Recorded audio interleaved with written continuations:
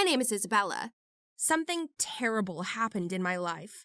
Something that changed my inner world once and for all. After that, I became a different person. I went to prison.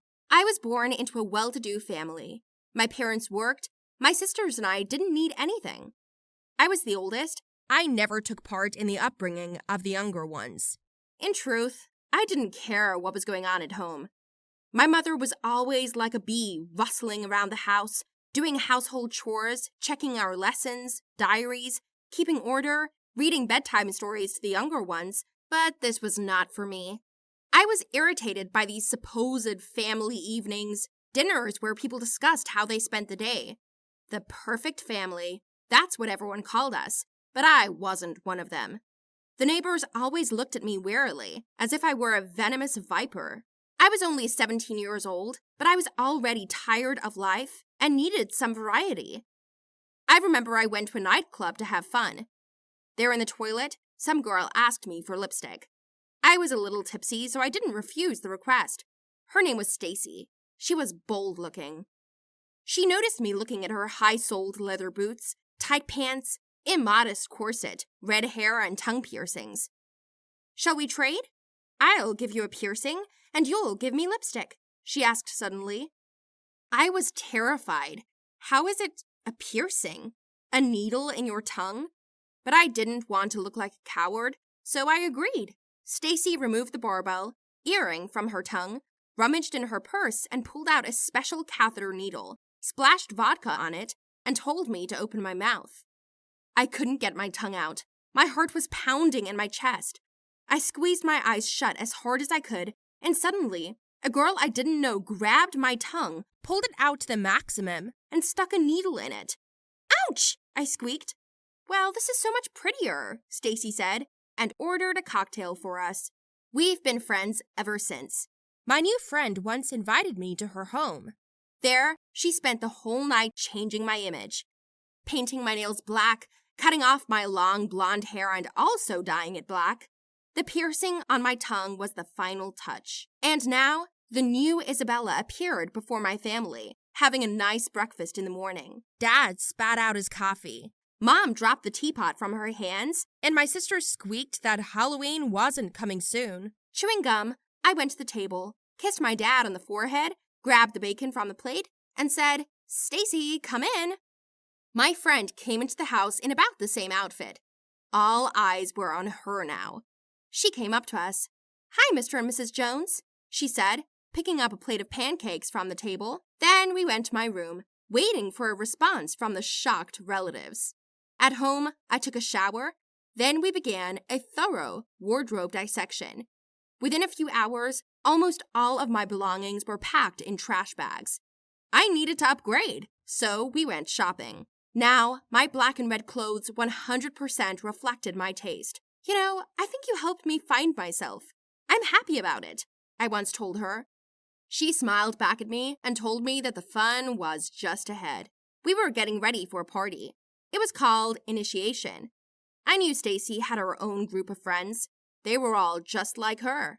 To get to know them, I had to go through a special ceremony called Initiation.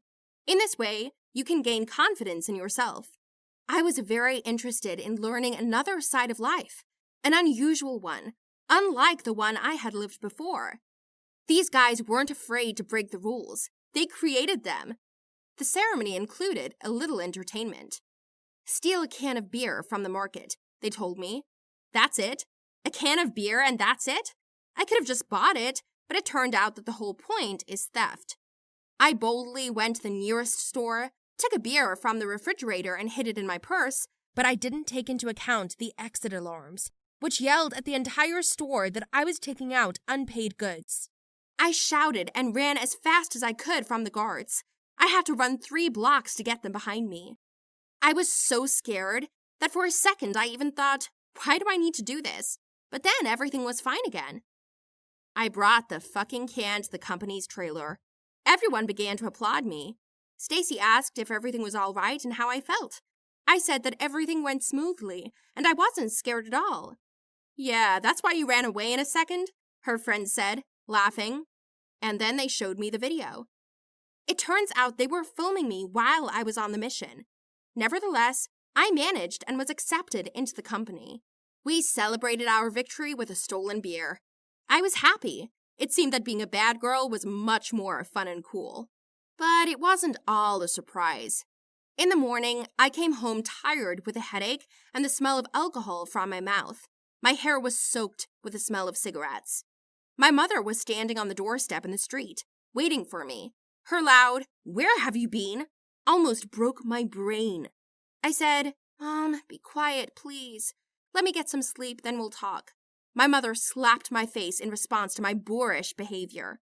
I woke up abruptly and looked at her with an indignant look, and she shoves her phone in my face and shouts that she is ashamed of having raised a criminal. It turns out that YouTube is full of videos of me stealing beer and running away from a fat security guard. Then a close-up shows me drinking this beer, learning to smoke, and making out with a guy, whose name I don't even remember.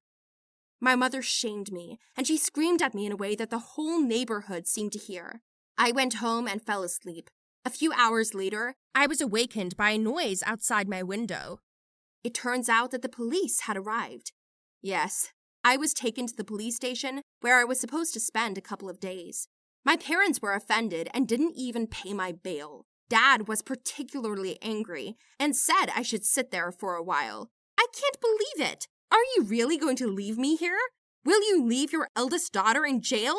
I yelled at the entire cell, but my parents didn't even look at me in response. I hit the bars with all my strength. Then I started shouting that I had the right to one call. Naturally, I called Stacy and asked her for help. Stacy, help me out. Make a deposit. I'm in total shit. Don't leave me here. You're my friend. You said I was part of the company now, I said. On that, I only heard silence. Stacy muttered under her breath that there was no money at the moment, but she would try to find it. And the other guys were shouting into the phone, "I'll never be one of them." You should have been born in the same shit as us. You have no idea about life on the streets, wide hand. You will never be one of us, shouted the guy, who I kissed yesterday. I listened to it and cried. Like this? Did they leave me?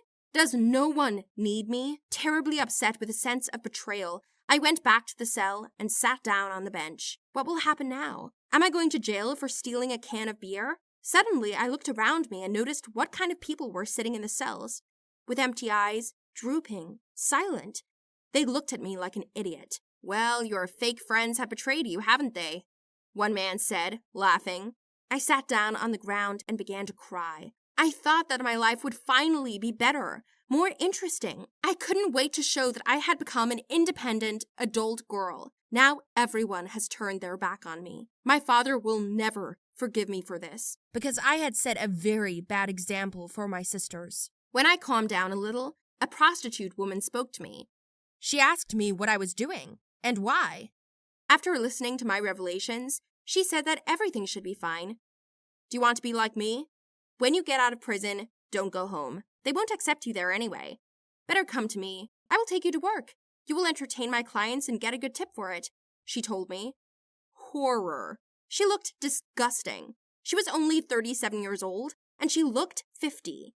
Her skin was blackened by cheap cigarettes. Her hair was greasy, her voice was harsh, and her clothes were rumpled and vulgar. No, I didn't want this life. She just looked at me and laughed. I was so scared that I couldn't even think about what was going to happen. Instantly, I took off my piercings and removed my makeup. Now I just wanted to go home. I wanted my mom's pancakes, a shower, and my room. I sat on the floor all night without closing my eyes. It was the worst night of my life. In the morning, my father and mother came to see me. How glad I was to see them. "Dad, Mom, I'm sorry for everything. I won't do it again. I swear I'll fix it." Dad nodded. They bailed me out a few minutes later and took me home. This lesson was enough for me to understand that there is no better life than the one I had. Now I know exactly how to appreciate what I have.